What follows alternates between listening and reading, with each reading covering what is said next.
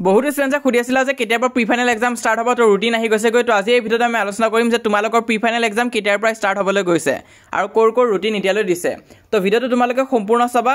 লগতে তোমালোকে জানাই যে প্ৰি ফাইনেল এক্সামত তোমালোকৰ ফুল চিলেবাছ আহিব, মানে মেট্ৰিক পৰীক্ষাত যোনটো চিলেবাছ আহিব ছেম চিলেবাছ তোমালোকৰ প্ৰি ফাইনেল এক্সামত আহিব। তো গোটেইখিনি পঢ়িব লাগিব।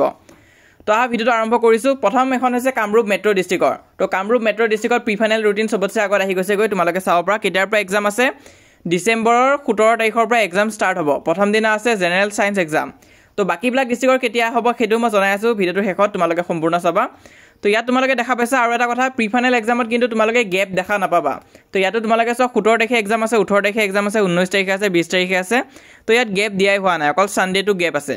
তো তেনেকুৱাকৈ তোমালোকৰ প্ৰি ফাইনেল এক্সাম হ'ব। মেট্ৰিক পৰীক্ষাৰ আগত যদিও গেপ থাকে, প্ৰি ফাইনেল এক্সামৰ আগত কিন্তু গেপ নিদিব। তো এইটো যিমান সোনকালে পাৰে ডিষ্ট্ৰিক্টবিলাকে শেষ কৰিব চেষ্টা কৰিব। আৰু কি হৈছে, বহুতো ডিষ্ট্ৰিক্টত কিন্তু ছেকেণ্ড ইউনিট টেষ্ট এক্সাম নহয়, কিছুমানত হ'ব আৰু কিছুমানত নহয়। তো হয় নে নহয় সেইটো তোমালোক স্কুলৰ পৰা জনাই দিব যে ছেকেণ্ড ইউনিট টেষ্ট এক্সাম হ'ব নে নাই। কিন্তু প্ৰি ফাইনেল এক্সাম কিন্তু গোটেইখিনি ডিষ্ট্ৰিক্টতে হ'ব। তো এইটো কাৰণে তোমালোকে প্ৰিপেয়াৰ কৰিব লাগিব। তো প্ৰি ফাইনেল এক্সাম এতিয়া কামৰূপ মেট্ৰ' ডিষ্ট্ৰিক্টৰ আহি গৈছেগৈ। 17 তাৰিখৰ পৰা এক্সাম ষ্টাৰ্ট হ'ব আৰু 24 তাৰিখে এক্সাম শেষ হ'ব।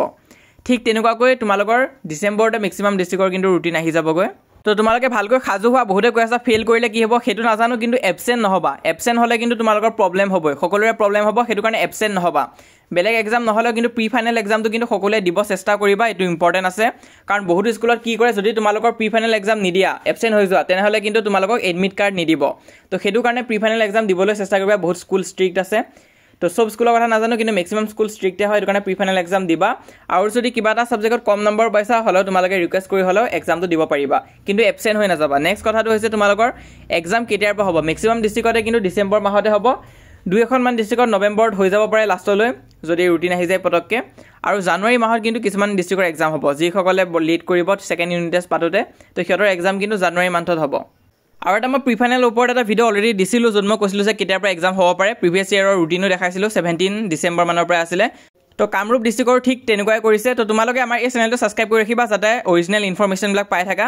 তো চেনেলটো তোমালোকে ছাবস্ক্ৰাইব কৰি ৰাখিবা। আৰু হোৱাটছএপত যিসকলে এতিয়ালৈ জইন কৰা নাই, সোনকালে জইন কৰিবা, তাত সকলো ধৰণৰ হেল্প পাই থাকিবা। তো এতিয়াতো 20,000কৈ অধিক ষ্টুডেণ্টছ হৈ গৈছে, তোমালোকে জইন নকৰাকৈ নাথাকিবা। আৰু মষ্ট ইম্পৰ্টেণ্ট, আমাৰ এই চেনেলটো ছাবস্ক্ৰাইব কৰি ৰাখিবা, মই যিমান পাৰোঁ তোমালোকক সহায় কৰি যাম।